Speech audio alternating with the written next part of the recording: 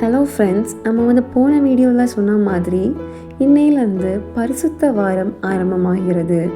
ஆகவே இந்த பரிசுத்த வாரத்தின் முதல் நாளின் சிந்தனைக்காக தெரிந்து கொள்ளப்பட்ட இறைவசனம் சங்கீதம் 51 அதிகாரம் 10 வசனம். தேவனே, சுத்த இதயத்தை என்னிலே சிருஷ்டியும், நிறைவரமான ஆவியை என் உள்ளத்திலே புதுப்பியும். அன்பான சகோதர சகோதரிகளே, இந்த பரிசுத்த வாரத்தின் முதல் நாளில் நாம் ஒன்று கூடியிருக்கிறோம். இது சாதாரணமான நாட்கள் அல்ல, இது நம்முடைய வாழ்வை ஆராயும் நாட்கள்.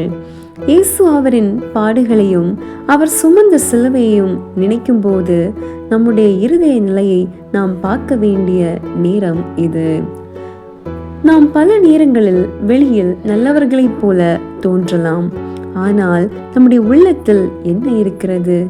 மறைந்த பாவங்கள், சொல்லாத காயங்கள், மன்னிக்காத மனம், தேவனை விட்டு தூரமான நிலை.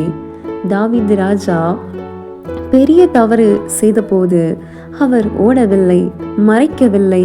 அவர் தேவனிடம் வந்து கூறுகின்றார், என் இருதயம் சுத்தமாவதாக என்று. இன்று தேவன் நம்மிடமும் அதையே கேட்கிறார், நீ என் முன் உண்மையாக வருவாயா என்று. சில நேரங்களில் நம் பாவத்தை சிறியதாக நினைக்கிறோம், ஆனால் அந்த பாவங்களுக்காகத்தான் இயேசு சிலுவையில் வலியை அனுபவித்தார், அதாவது வேதனையை சுமந்தார்.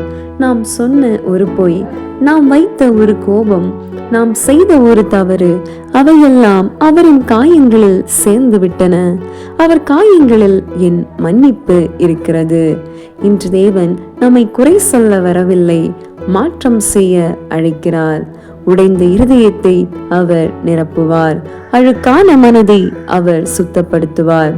நாம் ஒரு அடிக்கு வந்தால் அவர் ஓடி வருவார், தூரமானவரை அவர் அருகில் கொண்டு வருவார். ஆகவே மனம் திரும்புதல் முடிவு அல்ல, ஒரு புதிய ஆரம்பம். தேவன் தாமே இந்த வார்த்தை நிமித்தமாக உங்கள் ஒவ்வொருவரையும் ஆசீர்வதிப்பாராக.